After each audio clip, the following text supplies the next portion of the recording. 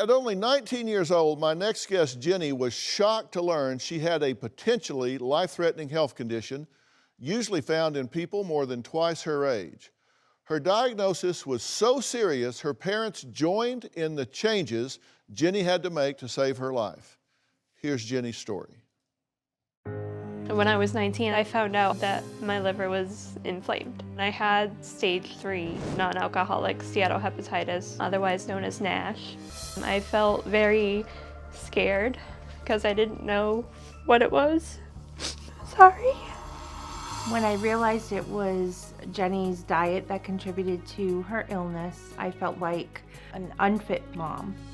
Over here is all the meals that we're gonna have for different days of the week.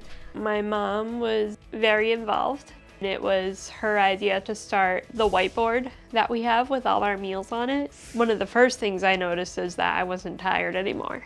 I had a lot of energy, which I thought, is this how I was supposed to feel this whole time? NASH is a lifelong disease. It will never go away. I'll always have it. This is a daily challenge, but learning to overcome it makes me healthier. Well, joining me are Ginny and my very good friend, Dr. Freda Lewis-Hall from Pfizer. Thank you both for being here. Also joining us in the audience is Ginny's mother, Lisa, so I appreciate you being here as well. Now, Ginny, you were diagnosed with stage 3 NASH, a liver disease, at only 19. So what were your first thoughts when you got the news?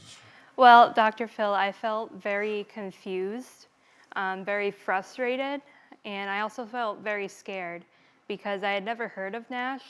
So when my doctor told me I was on stage 3, it felt like an early death sentence. So, Dr. Freda, what is NASH? And is someone as young as Ginny susceptible to disease? But just tell us about it.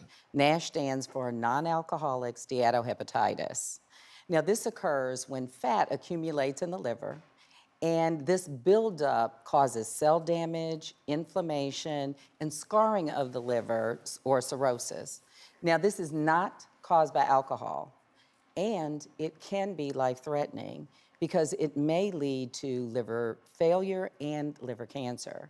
NASH typically causes liver damage in people around the age of 50. So Ginny is much younger than the typical person that's affected by this disease. So what are some of the risk factors? They include hypertension, being overweight or obese, having type 2 diabetes, and also genetic factors, certain pre-existing conditions, and some lifestyle habits can also increase the risk among younger people. How does somebody know if they have NASH? I mean, what are the symptoms? Yeah, so NASH is usually an inconspicuous disease and has few or no outward symptoms in early stages. Here are a couple of symptoms that may be a signal that you would want to go and see your doctor. For example, having discomfort in the upper right side of the abdomen, severe tiredness, weakness, or weight loss. Okay, so upper right side of the abdomen. Upper right side. And then just lethargy. Okay, Yes. so what's the treatment? There is no medicine that is approved to either stop or reverse the liver damage caused by NASH. So what Ginny's doing is really the key, and that is to find and maintain a healthy lifestyle, which includes eating healthy food and exercise. Right.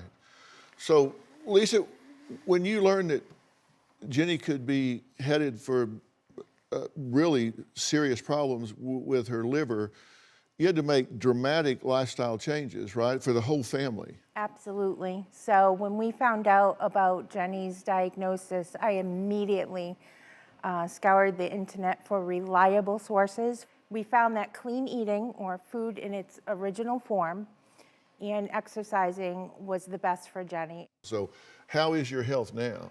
Well, I lost about 30 pounds right after I was diagnosed, and I did gain some weight back, but now I'm back on track, doing well. I've already started to lose more weight. Right. And the best part about all of this is I went from late stage 3 to early stage 1.